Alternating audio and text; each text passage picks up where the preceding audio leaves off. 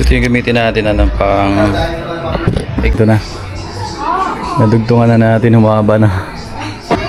So ito yung mga gamaremedyohan natin itong brake light ng brake light switch ng Honda Beat ko. So ito pudpud na kasi ito. Yan.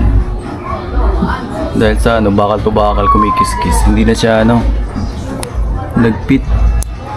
Kinain na yung ito. Kaya hindi na siya tumatama yan, kapansinin niyo. Yan. Ayun, list na siya. Kaya pagka lagi na siya naka-high. Kasi dapat pagkababa niyan, ito pagka piniga to, tapos pagbaba, dapat tatamaan siya ganyan. Ang nangyari, lumilihis nakalihis na siya. Kaya mabilis na pondi yung brake light ko. Re-remedyohan natin to ngayon. Yan, nabaklas na natin. Ito may washer na to so di kinaya. Kinain na talaga siya lumubog na. Meron na siyang bakat. Sobrang lubog na. Pati rito lumalim na rin Kaya dito ko siya re-remedyohan para pahabain natin to. Pahabain natin to ngayon.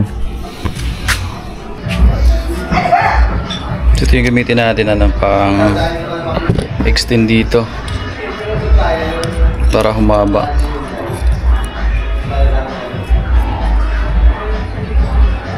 Yan, tansa na red horse.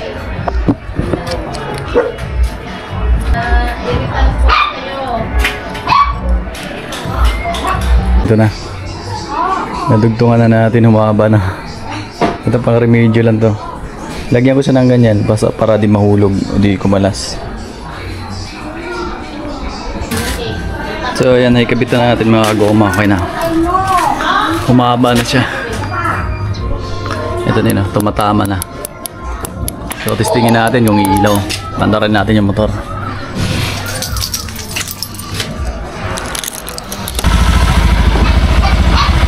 So yan. Okay na. So pinigay natin yung ayan, umilaw na. Ayan, naka-steady lang kasi yan sa high. Pagkabigayin ko, naka-high na.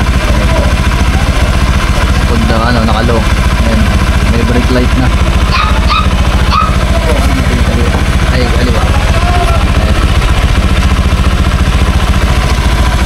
So good. Kasi